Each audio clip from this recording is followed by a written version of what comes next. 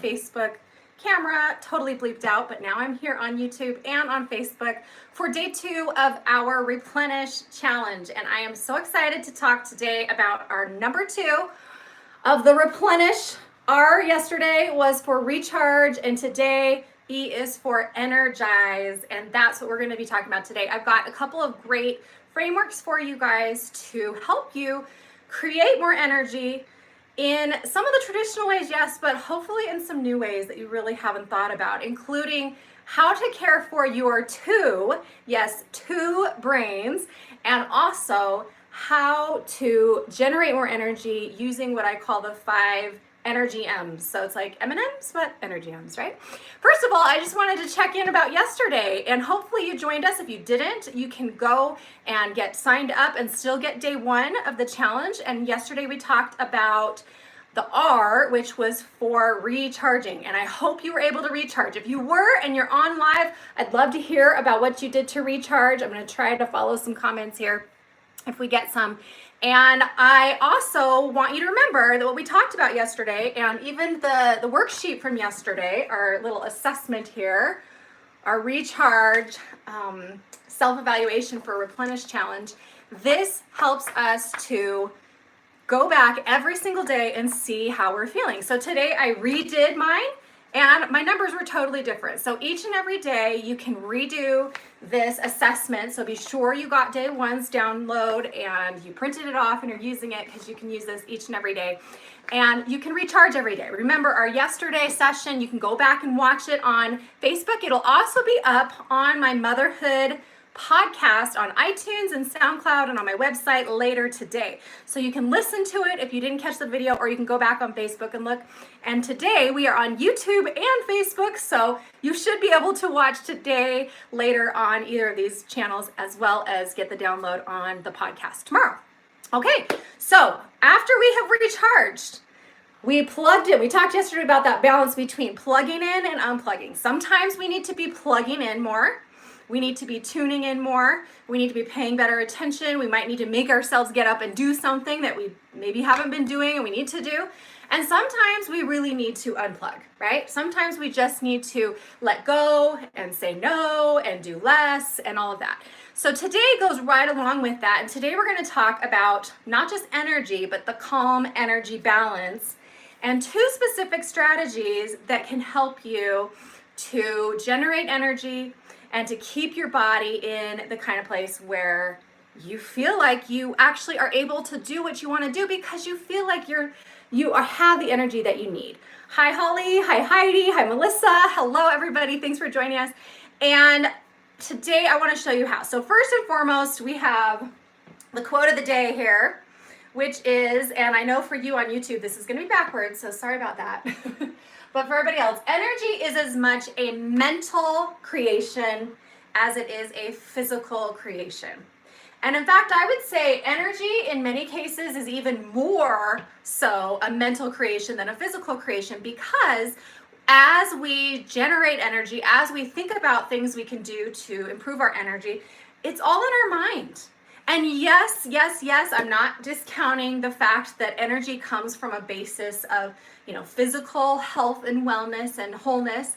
And that's really important too. Absolutely really important too. And we're going to talk about that. But you can have, and think about this. Let me ask you if you've ever experienced this. Have you ever been totally healthy or feeling like fine?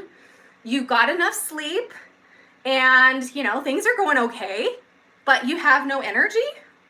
I mean, does that ever happen to you? It definitely happens to me, and it's because of that mental component. On the flip side, think about this. Have you ever been completely exhausted? You're worn out, you haven't been sleeping, you've got so much on your mind, and yet you have tons of energy? Yes, I think about like when I first fell in love with my husband. And it was in college, and during that semester, I got my first and only, I never got a C my whole life, but I got a D+ in physical science the year that I started dating my husband, because I was not studying and I was not doing anything, but I had all this energy to go out with him all night, every night, and, be up late and up early. And, when you're in love or when you're excited, you have this energy, right? So that proves that it is a mental creation as much as it is a physical creation or foundation that we create. Okay, does that make sense? So from that place, we're going to talk today about two main frameworks that can help you in this idea of how to create and generate more energy. And we're going to start with number one, caring for your two brains. So two brains. And I know that this has been around in the research for quite some time and in the psychology research, but I have to say that recently it's gotten a lot of attention. In fact, it is on the cover of this month's Monitor on Psychology. This is the Arizona Psychological Association magazine this month, the Mind-Gut Connection. And yes, your first brain is your brain, where your mind resides, right? So we've got our brain up here in our little head. And then, oh boy, I am not an artist. And our second brain is in the gut. Now, why is it called the second brain? And let me teach you about this real quick. And it will show you why the things we're going to talk about that you can do can be so incredibly helpful and powerful, right? So let's look at this. Make sure that works. Okay. So here we go. To quote from the Arizona Psychological Association article here, we refer to this second brain as the microbiome gut-brain axis. And so if you haven't heard this term before, this is something you want to know. It's the GBA, the gut-brain axis. So the gut-brain, and then it's the gut and the brain talking to each other. That's the axis. It's a communication. So here, reading on here, and that axis is bidirectional. Okay? So it's the gut-brain axis, the microbiome gut-brain axis. It's your gut. I want to get this right. Your gut talking to your brain talking to your gut, and both of them work. And then there's this axis, there's this pattern or pathway that the information travels to keep you connected with your gut and your brain. So what does all this mean? Think about this. Have you ever experienced a gastrointestinal issue? I had or was diagnosed with irritable bowel syndrome when I was in graduate school. And I remember going to the doctor and talking to the doctors over and over, and they would give me, antacids and prescription things and over-the-counter things. And never once at that time, and granted this was some 16, 17, 18 years ago, I don't know, but they never once talked to me about stress. And the fact that, hey, you're in graduate school, you've got two little kids, your husband's in dental school, and you're working as a fitness instructor part-time and as a teacher's aide part-time in an assessment class, you're stressed. You're like way stressed. And I didn't realize until I learned about it in my psychology program how much stress affects the gut and how irritable bowel syndrome, for instance, and other gastrointestinal issues are often really heavily stress related and based. And that when we can work on relieving the anxiety, the tension, the worry, the stress, we alleviate the IBS. And magically, once I graduated and I had another baby, we moved, and it's not that the stress went away. It was just a different kind of stress, and I wasn't under that constant stress. I have never really struggled with IBS since then. So this is what I'm talking about when you think about the gut-brain axis, and think about when you feel nervous or worried or stressed, what does it do to your stomach? It disrupts our digestive system often for many of us. It can make us feel sick. It can add to us, irritable bowel or other kinds of issues like that. Sorry, I got to plug in my computer. And that is what we're talking about when we talk about this. But it goes both ways. It's not just that the stress in your brain irritates the bowel and makes your gut get all distressed. But on the flip side, when your gut is not healthy, it can irritate the brain. So we've got two brains, the brain in our head and the brain in our gut. Now, why do they call this the second brain in the gut? And that is because the research has been very clear that there are more neurotransmitter receptors And those are the things that receive the chemicals and deal with the chemicals in our brain that make us feel healthy and well. In our brain, there are more in our gut than there actually are in our brain. Is that amazing? So if you think about if you were to take an antidepressant or an anti-anxiety medication, it works to change those neurotransmitters of the brain. Often there are related side effects of gastrointestinal issues because it's also going to affect those neurotransmitter sites in your gut. So when we have a healthy gut and a healthy brain, we are going to have much greater, not only health, but energy. Because one of the first signs of unhealthy mental health or wellness, or an unhealthy gut or brain, or either one of those brains, is that we have no energy. And I have learned this personally the past few months, actually past 6 or 7 months. I decided last year was going to be my year. I was going to become the healthiest I've ever been. So I went to every kind of doctor to kind of make sure everything was working right. And I eventually ended up going to a naturopath. And really, I went there because I was kind of like, okay, I'm healthy, like everything's healthy, but I'm not sleeping well still. And I definitely feel like irritable. And I definitely feel like I have no energy. Like I was really, really lacking energy. And so I was trying all the traditional things like, okay, get up and move around. And that does help. We're going to talk about that. Movement is great. It's one of our M's. But also, what else can we do? We also, I didn't even think about it, but the first question she asked me was, are you on a probiotic? And I was like, no. And she's like, okay, you need to be doing that like right away because that's part of taking care of your gut. Your gut actually has more receptors. I know, it's crazy, right, Heidi? Your gut actually has more receptors for those neurotransmitters than your brain. That's why it's called the second brain. So with that and with some hormone supplements that I needed and some other things, I have been able to sleep better and feel better and be energized as I've taken care of my gut and my brain. So how do we do that? First and foremost, your brain is one of the great ways to take care of it. And I teach this all the time because it's so very simple, but so very powerful, is what we call the nurse method. I want to make sure you can still see that. So it's NURSE. Now, all these things you'll see lead to caring for your brain and your gut, and also to creating more energy. That's what this does. Nurse is the way that we actually take care of our two brains. Okay, and this is made to take care of this main brain, but it also takes care of the other brain as well. And then we'll talk about one other thing we can do to supplement our gut-brain health. Gut-brain, I love that term. So N is for nourishment and nutrition. Right there we see the gut-brain. Okay, the part of our brain that resides in our gut, let's say, is heavily impacted by what we eat. And that's why so often we talk in mental health and wellness and obviously physical health about nutrition and what are we putting into our body. And it's not so much, I'm not talking about losing weight, although that's a great side effect. I'm talking about nutrition and what can we eat and put in our bodies for greater mental health. And some foods are better for our mental health than others. In fact, it was interesting when I was going through my concussion couple years ago, I actually interviewed a woman who wrote a really fabulous book. It's called Nutrition Essentials for Mental Health, Leslie Korn. She's a past guest on my motherhood talk show, radio show. So you can go back and look at that episode with her. And we talked about that. And I was telling her, I've just had this concussion and I want to feed my brain. Like, what do I, and this was before I was even aware of, feeding my second brain. What do I do? And she was even saying things like, butter is actually really good for your brain.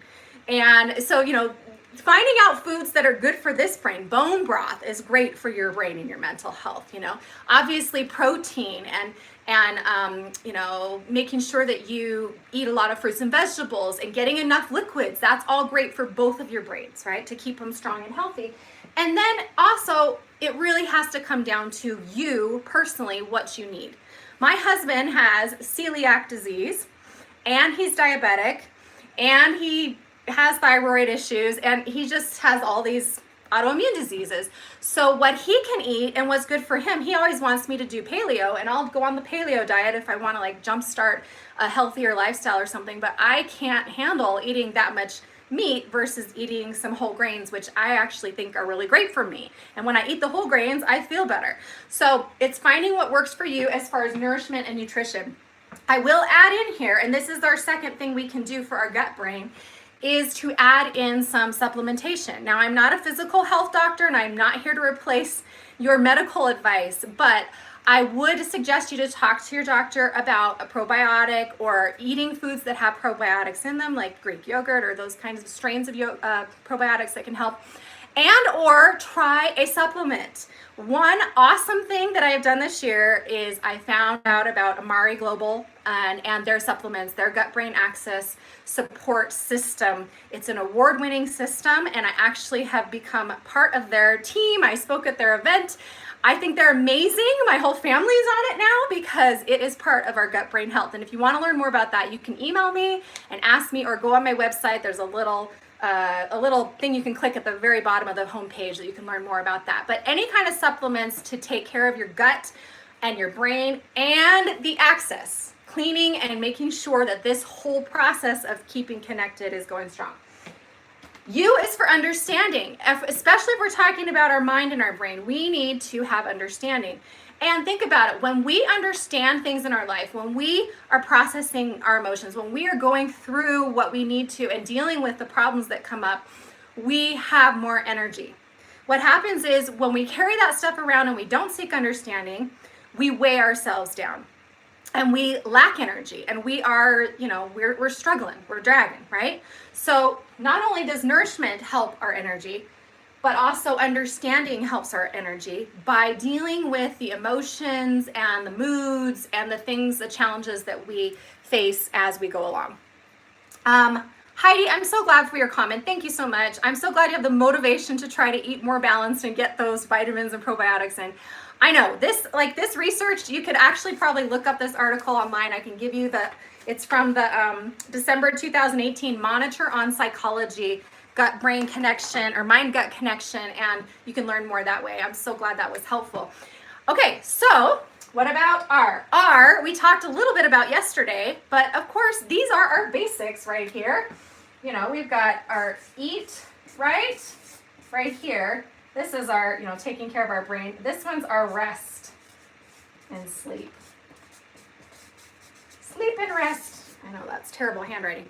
Okay, we have to take care of our bodies before we can get this mental stuff going. Because let's face it, as much as energy is a mental creation, it has to start with physical health and wellness. And if we're not sleeping enough, if we're not eating foods that give us energy and actually take care of our bodies and our brains, our two brains, and if we are not exercising or moving, which we will talk about in a bit, then we are going to have no energy, right? So that has to be a foundation, and this is kind of what we've always been taught, and it's really important. So how much sleep are you getting? Is it enough? Is it quality sleep? Do you need to improve your sleep? And there are some great tools you can use. I have some articles on my website about how to improve sleeps, how to overcome insomnia, some great ideas, behavioral strategies, like just even, if your brain's going all night, turning around the clock so that you can't see what time it is if you wake up in the middle of the night, having a bedtime routine. These kinds of things can really help. And we're not really going to focus today totally on sleep, but if you need help with your sleep, do like I did. Go to a doctor, go to a naturopath, go to somebody that can help you get some supplements. I've been using my essential oils to help me rest at night, and also another all-natural sleep supplement, Sleep Plus, through Amari Global that combines with the gut-brain axis support for sleep support. So it's awesome. You get all of that together. Whatever you can do to help yourself get better sleep and rest. It's not just sleeping, but getting that nap, getting that recharge of your body as you need it. S is spirituality. Okay? And we're going to talk about spirituality when we talk about our Nurture Day on Sunday. But obviously, think about it. When you are feeling spiritually connected, you have energy, right? When you get enough sleep, you have energy. When you eat good foods and you feel good and you're not feeling all weighed down, you have energy. When you understand what's going on in your life and you've been dealing with issues, you have energy. And that spiritual connection is so huge. This morning, many of you don't know this, but every Tuesday for the past 4 years, I have been teaching the adult religion class here in Flagstaff at the Institute of Religion for the Church of Jesus Christ of Latter-day Saints, which is the church I'm a member of. And I love it. I've been teaching scriptures and teaching about the gospel of Jesus Christ, and I get so fired up. Like, I have so much energy when I am studying spiritually, when I'm teaching spiritual matters and talking about it. I get fired up when I'm here talking to you because I love this. This feels like part of my mission and purpose and calling. And so spiritual connection and meaning and purpose, that's all part of energizing ourselves as well. So think about that. And then finally, exercise, movement. We're going to talk about that in a moment. So if you think about the nutrition, understanding, rest and sleep, spirituality, and exercise, and which of those might you need a little more care in, okay? I know we all have at least one where we might be struggling a little bit more. So be honest with yourself. Which of those might need a little bit more attention, and what can you do for those? I have resources for every single one of these things on my website. But of course, most of the time we need more than just an article on a website. So please use those resources, but please be sure to get the help that you need as you need it. All right, so that's number one framework, is dealing with our two brains using the nurse method, okay? Number two is what I call the 5 energy M's. And at first I called them the 5 M's of energy, but then I was like, no, energy M's sounds like M's, but it's energy M's, right? We all love M&Ms, and we might think they give us energy, but these M's actually can and will give us energy. And these are more of the mental creation type of things that we were talking about earlier. And I'm going to move this so that we can put those up here. So if we're talking about generating energy, and again, to quote the fabulous Brendan Burchard, you don't have energy, you generate it. Just like the power plant doesn't have energy, it has to generate energy. So if you're feeling like, yeah, but you don't get it, I just don't have energy, I totally do get it, because I have been that person. But I also have seen in this past year, as I've really cracked down on my nutrition, my gut-brain health and support system, my sleep, my, making sure my hormones are in check, all these things that all affect our energy levels. And of course, keeping moving and all of that kind of thing too. I have really seen my energy levels totally increase. And it's not that I don't get tired, I do. And it's not that I don't feel that slump in the afternoon, I do. I can't wait to go lie down and have my little power nap. But it does mean that you can change your energy levels. And these 5 M's are some of the ways you can do it. Whoopsie. Okay, so 5 energy M's. And there's actually more than 5, but I just wanted to focus on 5 today. Number 1. This is an obvious one. We've been talking about it. But we've been saying exercise, and instead, I want you to think about movement. Okay, my book, 8 Keys to Mental Health Through Exercise, the whole purpose of that was for me to redefine exercise, especially for those of you who don't like to exercise or struggle with it or have trouble with it. We don't have to exercise in the way you think. You don't have to get up and go jogging. You don't have to go hiking. You don't have to go running. You don't have to go to a class or whatever it might be. What we need to think about instead is, how can we move more? So right now I'm moving my body. I'm doing a little stretching. This counts. It's movement, right? We're trying to keep ourselves limber and flexible, as well as give ourselves energy. So in the afternoon, let's say when I'm working and I'm in my office here and I'm feeling tired, I will get up and I'll go for a little jog up the stairs, and I'll go get a drink of water, maybe go outside for a little break, a little walk around the block, or just go get the mail and come back. And even taking breaks every 50 to 60 minutes or so in your workday is an awesome tool. And you can get up and stretch, you can bounce around, you can, go for a little walk, you can, whatever. I even keep light weights. I'll do some of that, or I'll do some lunges, or I'll get down and stretch.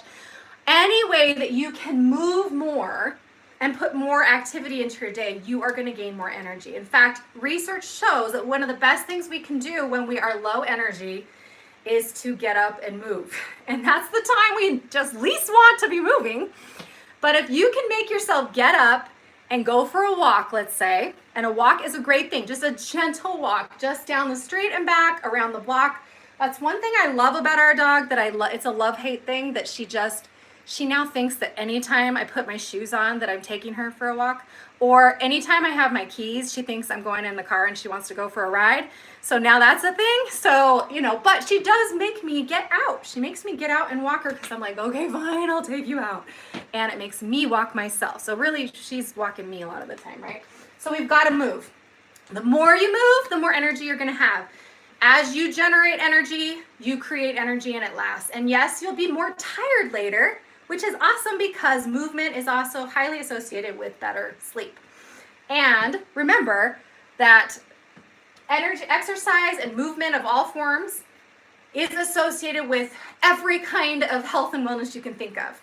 I mean, you can go and read my article on my website about this, or my articles, or you can go look at my book, 8 Keys to Mental Health Through Exercise, but the research is so vivid. In fact, I mean, there's pages of research on how this affects our, physical health, mental health. These are all the pages of the benefits, just listing them off, okay?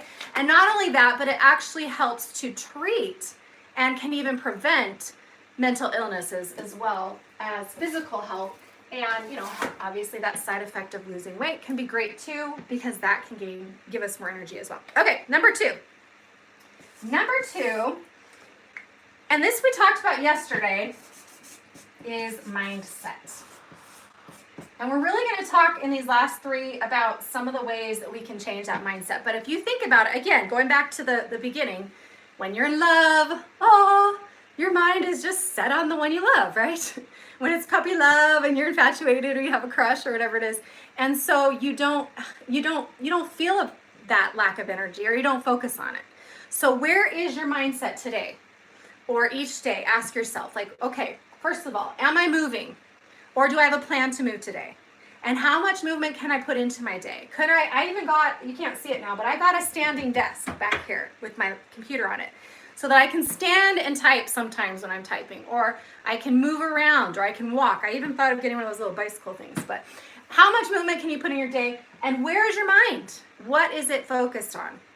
Mindset's all about your focus and your mind, where it's looking, what it thinks, it's kind of like your mind is in control of you because of how it's thinking. So how is it thinking? Is it thinking that you want to generate energy today? Or is it thinking, I don't have any energy, I can't do it, right? So what is your mindset and how can you change it? Think about it.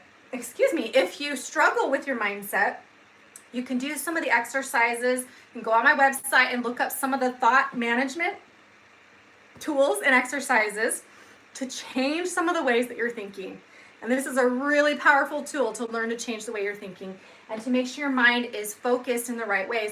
Like yesterday when we talked about recharging, we talked about how your mind has to be ready for you to be able to take on the challenge of recharging, to let yourself recharge. If you're telling yourself, I can't do this or I don't deserve this, then you're not going to do it. Same goes here. If you don't have any energy and you're telling yourself, I don't have energy and I don't feel like generating it, you're not going to do it. So you have to put a thought in your mind, put a belief in your mind, and even if you don't totally believe it yet, put it up on the wall and keep telling yourself and work until you do believe it, because you'll start to see the payoff.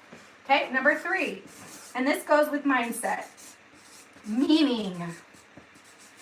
This is another way to improve your mindset, is to focus on meaning.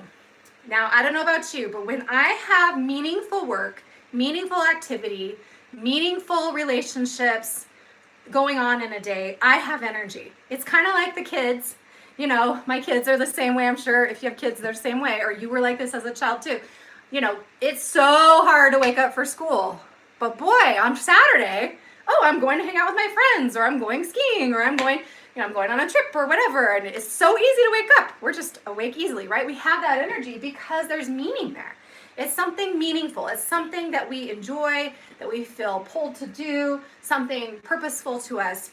And I've really found this in this past year as I've worked on my energy, is as I've been building my Mastery of Motherhood book, as I've been working on building this new community that I'm building that I'm going to be launching soon, and this live event that I'm going to be launching soon at the end of the month, and a brand new program that I'm going to be launching soon next week. Yay!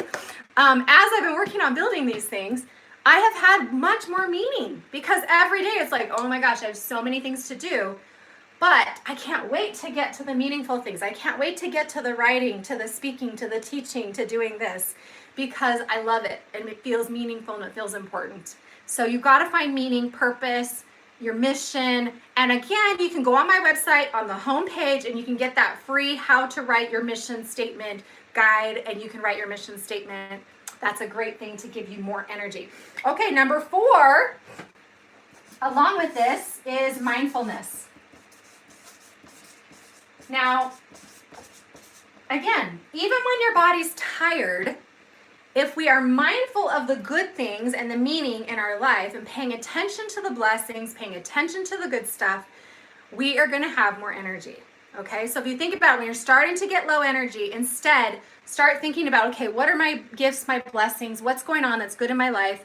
How can I focus more on that and be mindful of that? Mindfulness can be as simple as just using your senses to take in the world around you, or paying attention to what's right in front of you, making those memories right in the moment and making them count, and make sure you don't disregard them or ignore them. So just paying attention to the good stuff can be really a great way to bring more energy. And finally, I know we're going kind of long today. Sorry, this one was kind of a bigger one.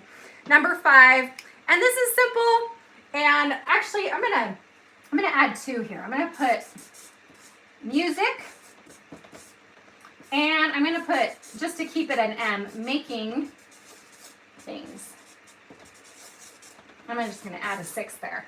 Obviously, music can energize us, like when we're working out or whatever, but I don't know. I love to sing. I love to play music. I love to create. And making things, being creative, writing music, listening to it, anything like that where you create art, dancing, anything like that, creativity and music, making things, this is another way to generate more energy. So if you need more energy, think about the times of your day, just kind of in wrap up here. Think about the times in your day when you have the lowest energy. Like for me, it's always in the later afternoon. I have no energy, and then I'll kind of pick back up right, in the evening time until bedtime. Some people really have a hard time getting going in the morning. So which one is you? Where do you have that slump in energy? And then pick one of these things: movement, mindset, meaning, mindfulness, music, making things, and put it into that time of the day. So for instance, when I was working on building my energy before, I actually was putting in creativity in the afternoon. So I'd practice piano, or I'd work on a song, or I'd just play some music out loud and sing and, just listen to kind of energize me, because that was something I could do. Or that was when I would add in a short walk or taking the dog for a walk, because that's when I need it. So when do you need your energy? Remember that you don't have energy. You have to create it and generate it, just like the power plant. And remember that we must also care for our 2 brains and the access itself by taking care of our body and our mental health. And I forgot to mention this, but the interesting thing is the newest research is showing that as we care for our mental health and improve our mental health, it actually can improve the health of our gut, that microbiome of the gut-brain axis as well. Very, very cool stuff. In fact, I'm going to be doing a whole big masterclass on the gut-brain axis with one of the top researchers in the field, and that's going to be coming up later this month. So be sure to look for that and join us for that. All right, everybody, if you have any questions or thoughts or comments, please be sure to let me know. If you didn't catch the whole thing, go back and listen. And I hope these have been helpful tools. If you have any other suggestions you want to offer, feel free to put them here, or go to our Motherhood 2.0 Facebook group if you're not already there. Be sure to be added, and then we can keep the discussion going there. I really appreciate everybody doing that yesterday. Tomorrow's going to be all about the P-O, play. Play! How fun is that, right? As I said yesterday, that's one of my challenges. So I'm going to teach you all the research on why we need play and how we can do more of that in our lives. All right, I hope you will recharge today, energize today. Let us know what you're doing and what's working for you. Your challenge is to go and do one of the things we talked about today to give yourself a little boost in energy, and then try to start making that a habit so that we can gently start introducing some of these principles into your life. All right, everybody, thank you so much for being here. Have a wonderful day.